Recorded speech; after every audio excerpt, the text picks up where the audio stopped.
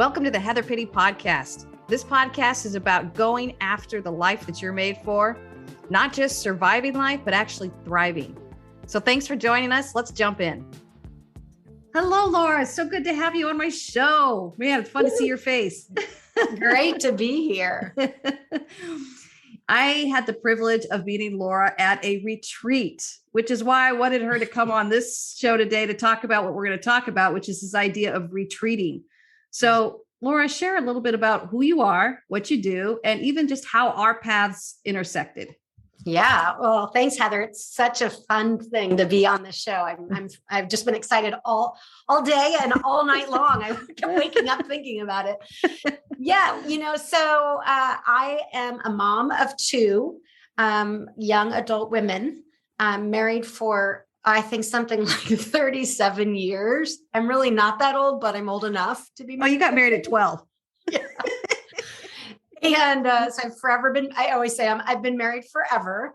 And my husband actually is a clergyman by trade, I guess, and but also a theologian and scholar. And we started thinking about the idea of rhythms in our life very young.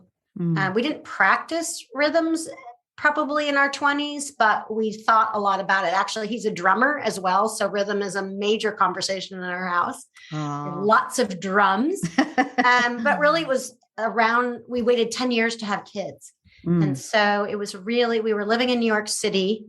Greg had a really big position at a big boy church in New York in Manhattan. And we had two little people. One was born there. One was born in Oakland. I was trying to run my own business and do this and that. And we were just running out of gas. And the birth of my second child really was a doozy for me. And so 1998 was when she was born. And in that time, we looked at everything in our life to see what was helping us live out our life the way we wanted to see it lived, and what was impeding it. And obviously with a big job and two small children, there were some things that were non-negotiable. They weren't changing. So we had to change around them. Right. We had no family.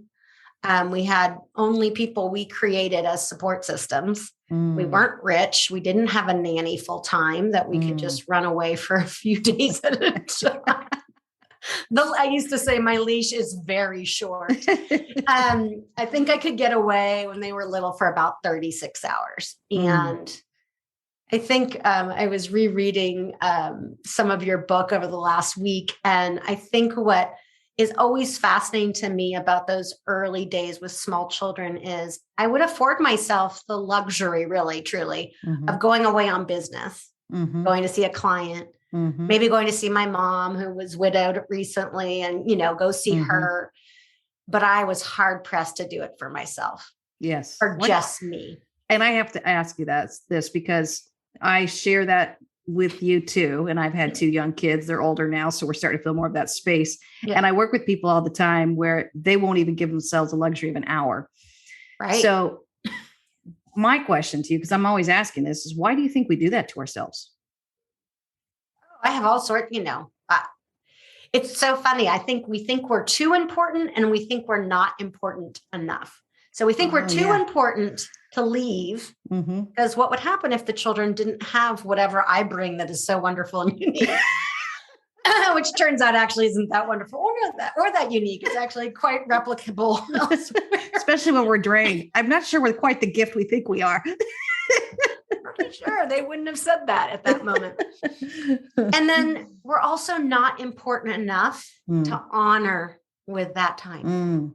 It's love such that. I hear a lot in your writing and in your podcasting about our core beliefs. And I think that's one of those, poor beliefs that we're not good enough for rest. We're not good enough for play. And I won't get into the gender piece, but I think we kind of double down on that as women in our culture still, even at our age and stage. Yeah. Well said. And you're right. In my book, the very first chapter, I started out with a permission slip. Basically, for the next 18 chapters here, folks, I want to start this off on the right foot, which is let's write yourself a permission slip. You can see where I'm going with this. I'm trying to help people's mindset to give themselves the permission to explore new ways to live so they really can step into the life they're made for, and they can go after their clarity and their confidence and courage. But one of the things that I talk a lot about is this idea of retreating. So I use the term me retreat, and I can still remember talking about it like 10 years ago at a retreat, ironically, of all places. And I said, well, I do these me retreats. I'm telling you, it was like this ripple went across the room. Finally, once someone just kind of said out loud, are we allowed to do that? And everybody laughed because to your point, right. Okay, I can get away if it has a productive reason, like a business trip or an ailing family member or something purposeful, right? But to go take like 24 hours or 48 hours to just be and go and hang out with yourself, well, that's just not allowed.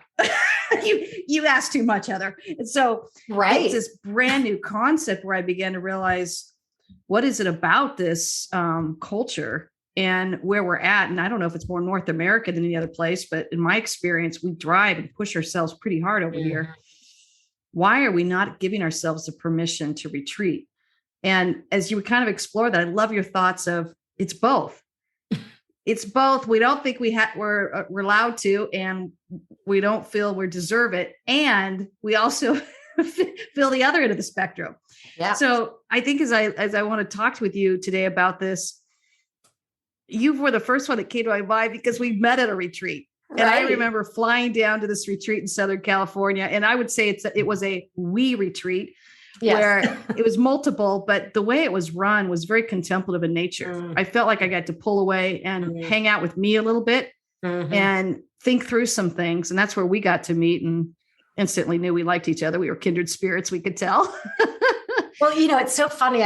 I got into the retreat leading business through my association with Christians in the visual arts. And I'm not a visual artist, but I'm a big fan of artists and I'm a big fan of art. And my husband's an artist. He's a musician. And so we've just always had artists in our home one way or another. And I got associated with Christians in the visual arts, not because I'm an artist, but because I can corral artists and actually get stuff done. Turns out artists left to themselves are very creative. Let's just put it that way.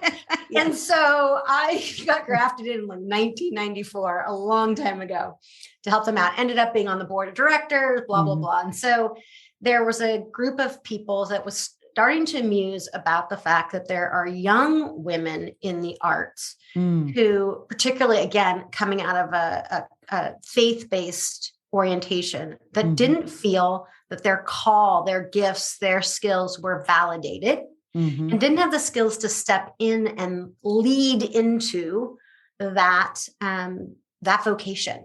And so we created these retreats called Doing Good Well. And we did, I think all told, we've done 6 of those, or I don't know, since 2011.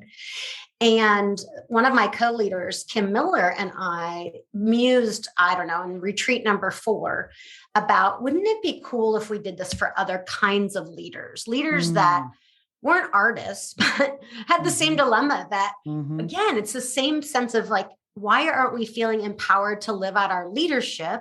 There is something unique about being women. There is something unique in this case about leaders. And what would it look like if we had a leadership retreat?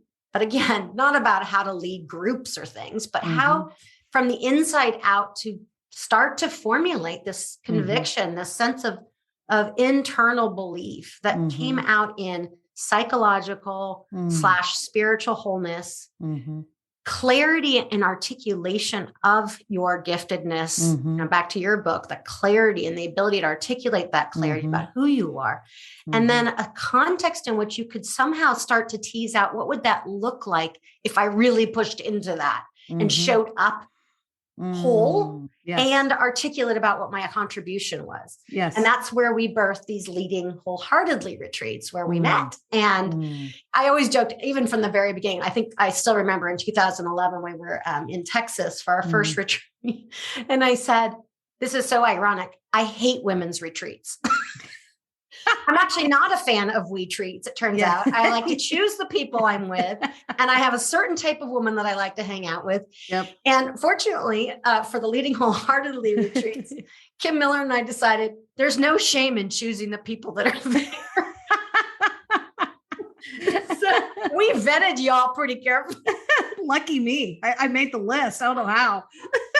And so we only invited people we wanted to hang out with, who we knew would give us the permission to be our whole selves. Yes. We didn't want to see of humans that were like, what are you doing? Yes. We wanted people to say, yeah, that's so good. So, we wanted a bunch of yes humans that made us feel okay. Well, you succeeded. Yeah, I think we did. And, except for COVID, the retreats have gone on pause, but I think they will continue because I think it is helpful. And I think this would go back to my point about building in these kinds of pauses into our life. We don't come at it naturally. And so I've done a lot of work with helping people establish habits in their personal, psychological, spiritual life. And they're just unnatural at first, whether you call them habits, whether you call them practices, whether you call them liturgy, whatever you want to call them. Yeah. If you don't have them, they feel funny when you put them on. Yep. And so we need to give each other permission to test and try and experiment in a judgment-free place.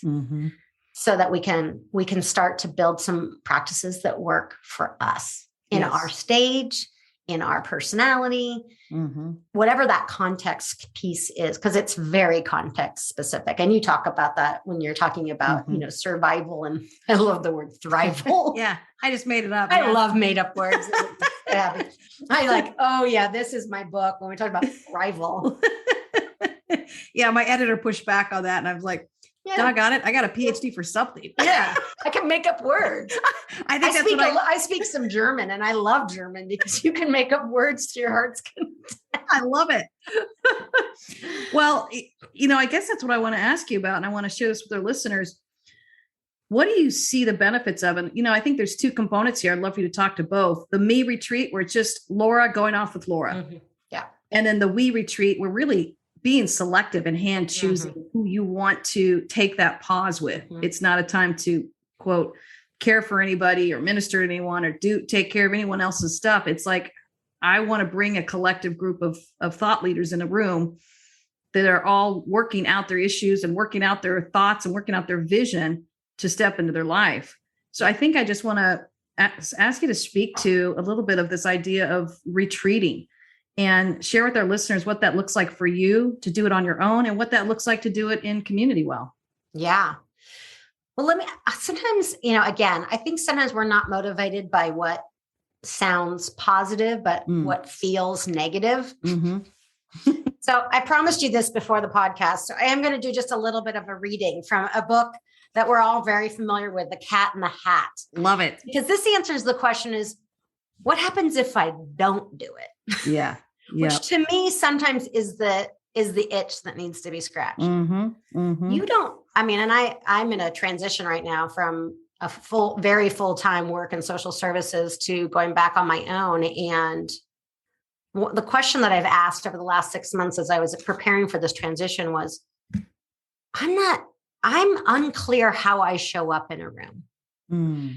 And I think this is similar. It's like you don't realize that the pot is boiling because you start at room temperature and move to a boil.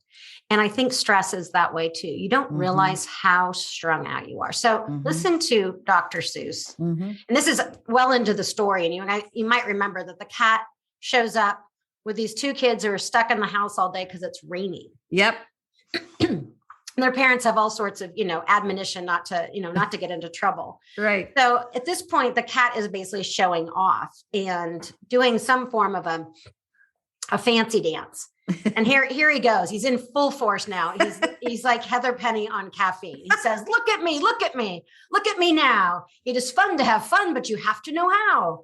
I can hold up the cup and the milk and the cake. I can hold up these books and the fish on a rake. I can hold the toy ship and a little toy man. And look, with my tail, I can hold a red fan as I hop on the ball. But that is not all. Oh no, that is not all. And then when you turn the page, of course, all of these objects that he is talking about are flung around this room. And it says, that is what the cat said when he fell on his head.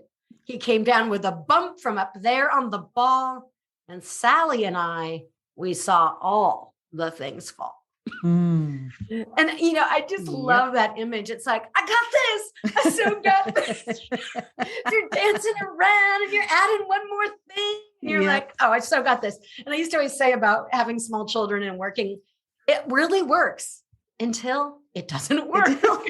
And everybody knows. Right. And the thing about taking time away, and I would just encourage anyone who hasn't tried to do this not to try with a day. I think that's a big jump. Start with an hour, start with a half day, an evening, and work your way up like you are an athlete, because it takes practice. But I will tell you what I learned in 1998 when my child was just born was that if I didn't do it, my life was not headed in the right direction. And now what I say about the practice of taking a day a week and then periodic 2 days away is my life depends on it. So it's no longer a discipline or a practice. It's a lifeline. And I think that is what practicing things does, right? At first it feels ill-fitting. And then it doesn't feel ill-fitting. It feels so natural. You don't even realize you're doing it. I love that. That's when you're in your zone. Yes. Well, and I love it too, because that chapter you actually referenced, I'm thinking about it in my mind's eye. I give everybody an activity to do at the end, but I think that's the one where I do a Thrive plan, where to your point, start out with a daily. Yep. You can do an hour, find that, start out, then go to the weekly, see if you can move into a half a day, then go to a monthly, maybe do a full day just for you, then go into the annual thinking, which is do something overnight. Yeah. Give us some concrete ideas of what you've done for yourself. So I like to always think about place. I think we're very grounded in the land, if you will. Another conversation for another day, but I have a lot of thoughts about that. But I think place matters. Yes. And again, I always think how hard this was when I had 2 small children and someone had to take them away if it was at home, or I had to leave if, we had this really cool apartment in New York where I actually had private space up on the 2nd floor. I know, take that in. I had 2 floors and behind 3 doors. So I could get away a little bit if I locked them all and put my headphones on. All 3 doors. Every Bob is dreaming of that one right now. Right? Yeah, they could not get me.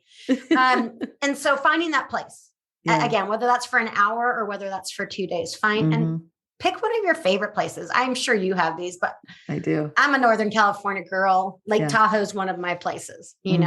Santa Cruz is one of my places. Anything to do with the ocean is one of my places. At any beach, anywhere, any day, anytime. Yep. I get immediately transformed. The forest as well, hiking in the forest. So finding those places that are kind of that instant. I used to joke, we used to own a house up in Lake Tahoe, and I'd walk up the stairs and my soul would just drop into rest. I mean, it was like magic. Took nothing but just showing up. Yeah. And then I think planning. I really do. I think spontaneity is great. And I think for some that really works. And maybe, maybe that is freedom for folks. I like to think through, again, whether it's an hour or whether it's a day or 2 days, just a little bit of structure. I read an article many times over the last 20 years by Eugene Peterson. Yes. And it's called The Confessions of a Sabbath Breaker. And he has a super simple formula. I love simple formulas because I can't remember much more than 2 or 3 points. And it's play and pray. And as a form of structure for your time away. And so I add rest because every moment of any form of me retreats or we retreats always starts in a nap for me. Yep. And I learned early on that has to be a guilt-free as much as you want. You can have 3 naps on your me retreats. I mean, it's so cool and no guilt, right? Yes. Yes. Friends let other friends nap. It's just a good thing. I'm a sleeper. I love that. So rest, whatever rest looks like for you, for some that's extreme and exercise is a form of rest. Yep. And some form of just unabashed play. That could be dancing, that could be music, that could be hiking, it could be riding your bike, whatever it is. And then some form of reflection. And I think we often, for those of us in more spiritual traditions, think more of the reflection part, like it has to be some real intentional, deep thinking. Sure. And some play and some rest, because your every level of your brain and your physicality, your body needs a place to express and recharge. And I think we sometimes forget that our body actually is connected to the rest of us. Oh, I know I do. Right? Yeah. I just want it to keep up with my mind, and my mind's going a mile a minute. Yeah. Baths. I mean, our whole family, we're all rest through bathing people. That's like love language number 1 of a Cootsona. Give us a bath bomb and a bathtub and we are golden. Music listening to, huge part of how we move into a different creative space. We will have listening. My husband's actually a DJ as well. And his show is called Greg's Jazz Living Room. And the funny part is he's been doing it for about 7 years on our local NPR station, but he's been doing it since I met him at age 17 in 1980. Oh, so, my goodness. I mean, this is like, we just, we'll get in the car and he just DJs and we'll drive and we just listen to cool music, or we'll sit in our living room and just listen to cool music. Yeah. And it's endless now with Spotify. You can just keep playing. I know. Imagine. So something, again, life-giving, restorative, and reflective is good. And I think, again, some people do that through journaling. Yeah. I'm a big journaler. And, but I also do it physically. Recently we installed a labyrinth, a 30-foot diameter labyrinth in our backyard. And I'm a big fan of the labyrinths because it gives you a focus of walking while reflecting. Big fan of, I mean, now I'm so into labyrinths that whenever we travel, there's a labyrinth finder on the Googles. Oh, I'll have to check that out. I love those too. And you can go to labyrinths all over the world. Oh, really how cool. So we were in June, we were in Hawaii, and we walked the most stunning labyrinth. We were just in Texas and we walked a labyrinth there. So yeah, we're big labyrinth fans.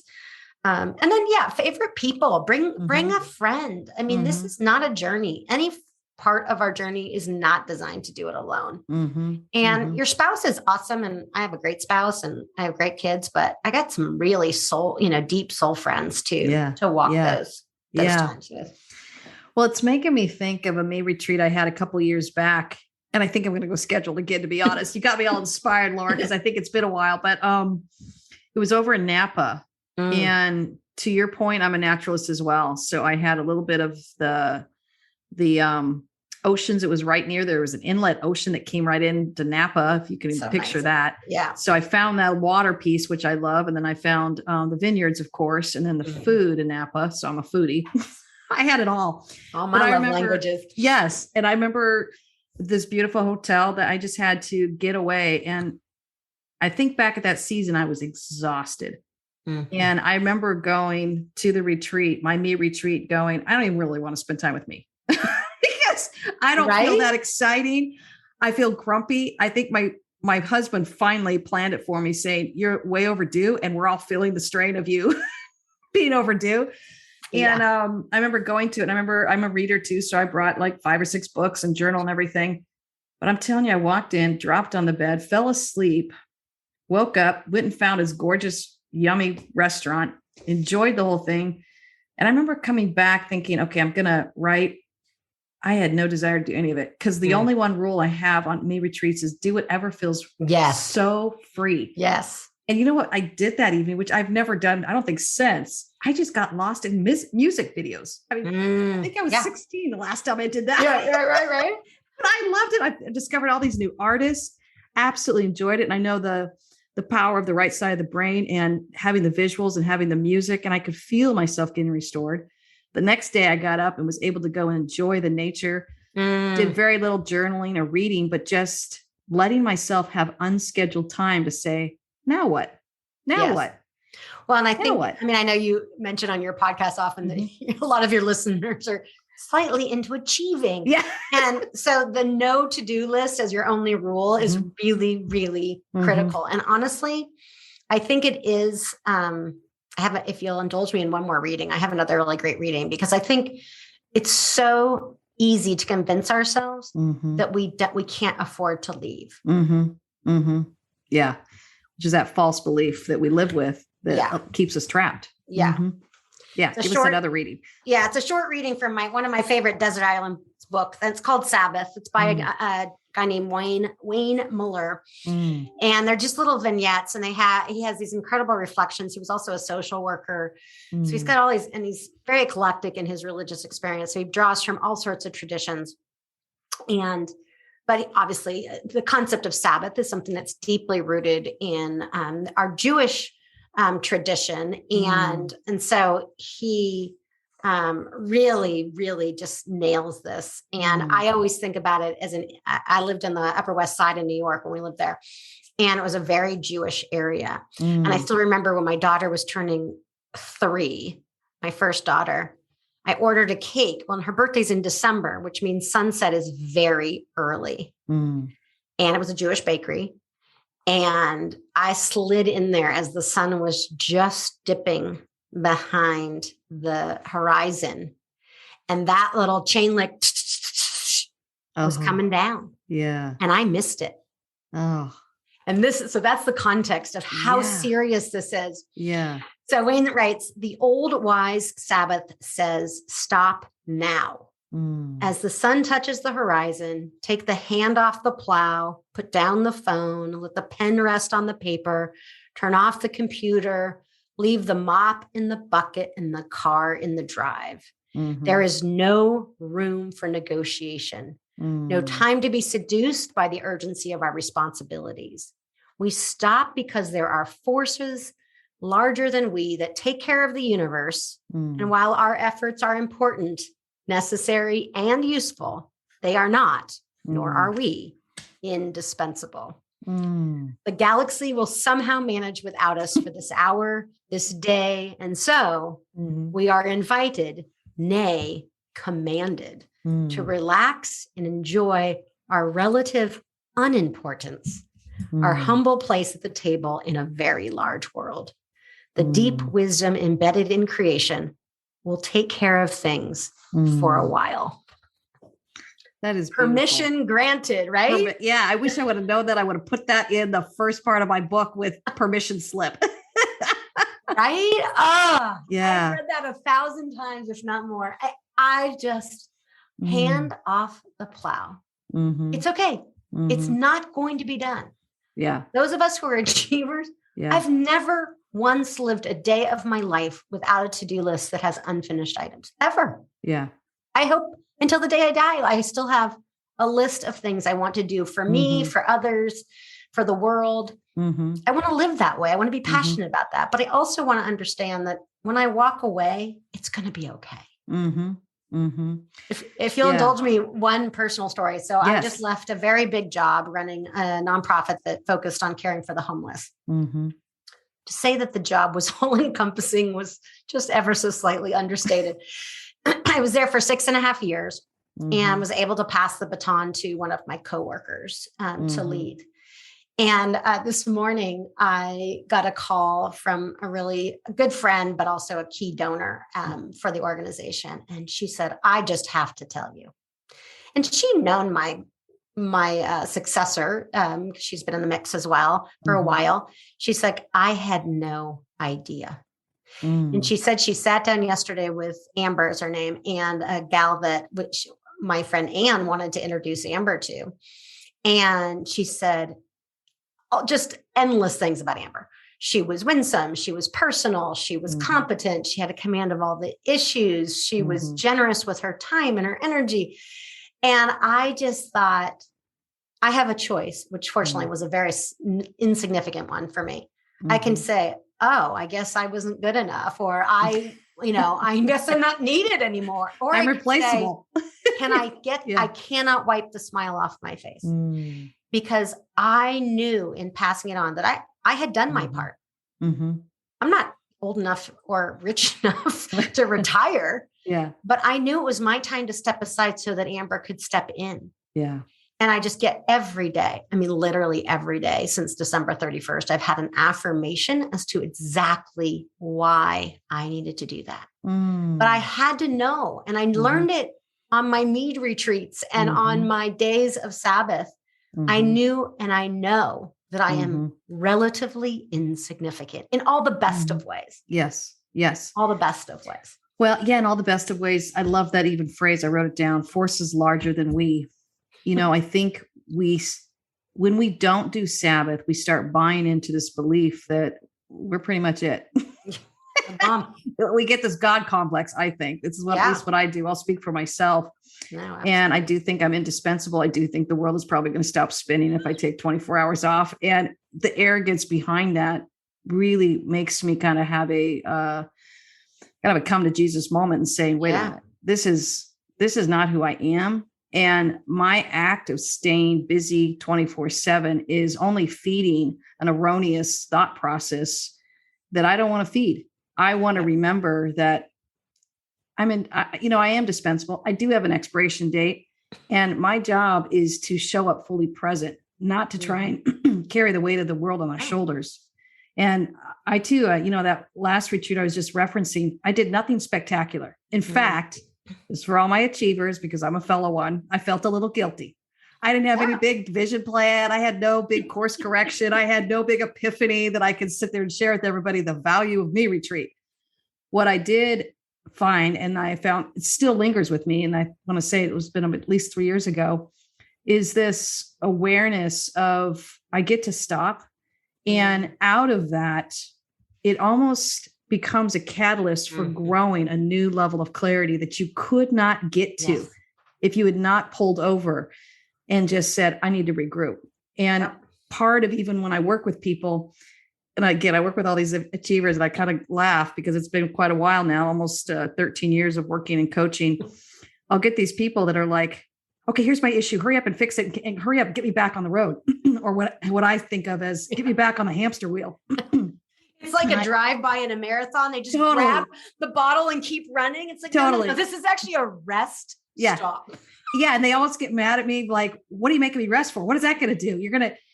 I have to convince them the value of rest. And to your point, and I use this in the book, the restorative rest, not just dropping out of sheer exhaustion because you've been pushing and you got 6 or 7 hours of sleep. That doesn't count. What is it that feeds your soul? Yeah. And I think that's what I want to ask you is when you've come back from these me retreats or these valuable we retreats that value the me, what is it that you are noticing about yourself that's different? Well, I'm a super doer. So I don't come to reflection naturally. So what I learned when I stop talking, which is rare, and I'm by myself, and I'm an empty nester now. My husband and I are, we don't spend every waking hour together anymore, which we never did, but I mean, we have our own interests. And so I get a lot of me time, and especially in this transition of, making some, different choices about my vocational life. And I just continue to get clarity. And again, clarity is what sets us up.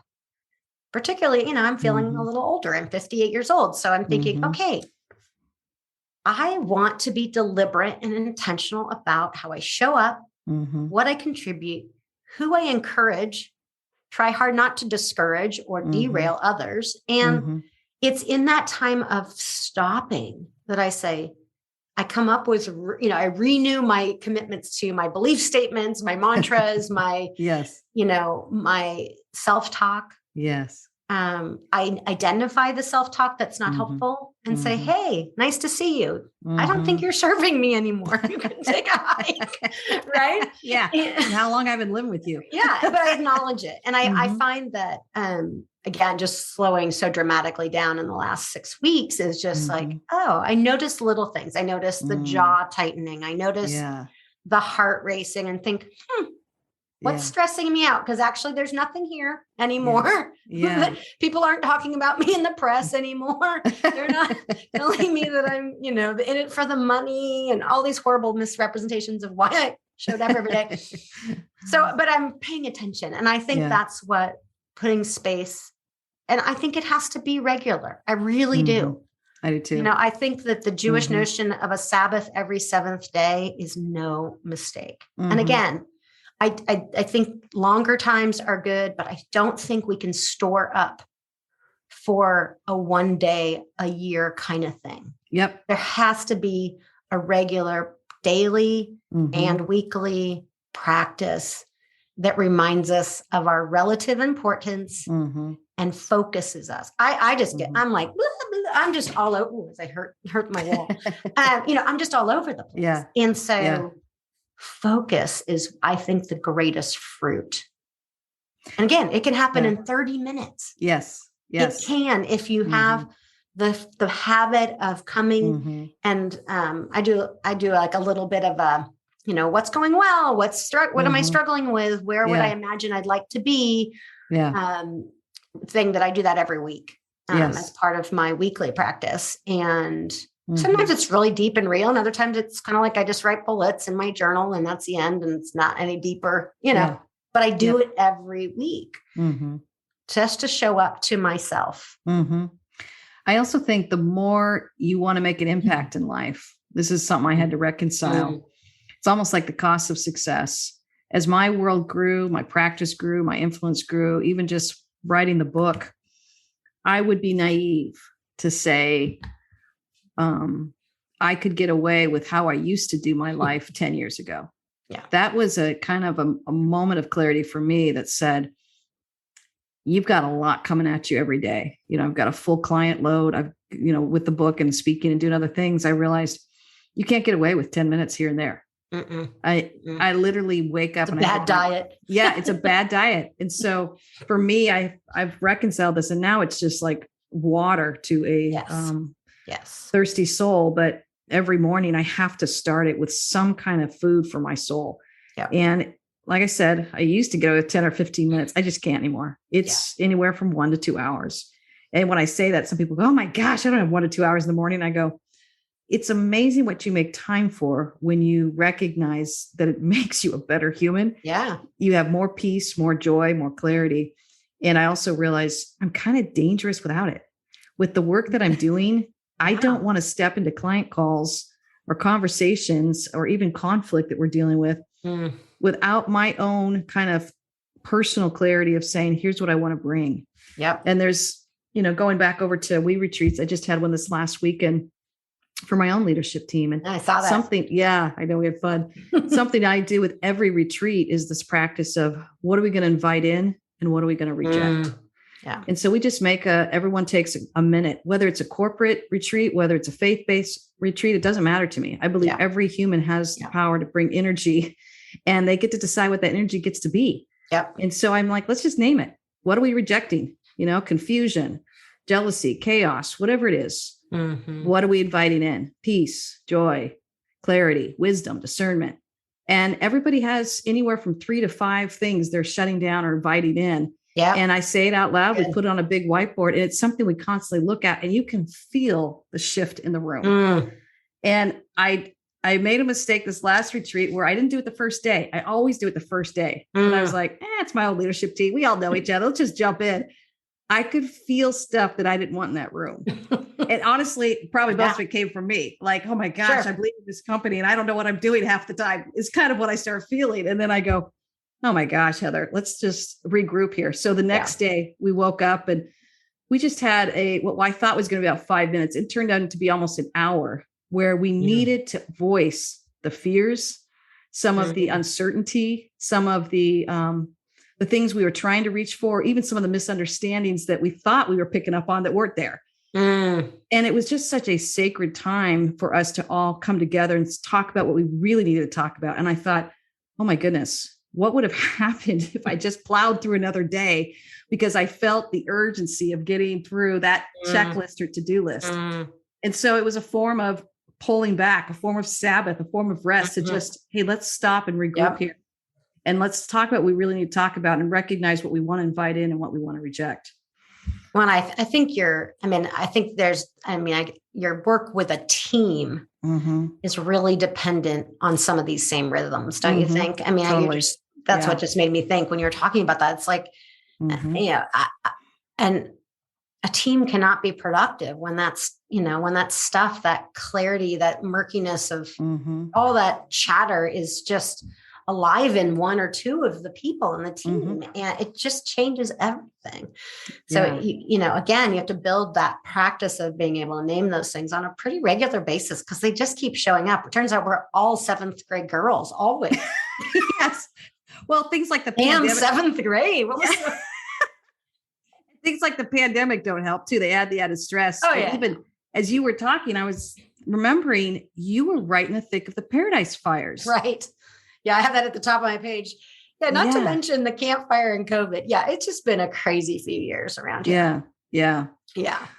So and those practices, I think, and I'm an extrovert, and I didn't have the stay-at-home order didn't apply to us because we were in a frontline job, but I still felt my own period of isolation in just sort of a different way. But how do you push?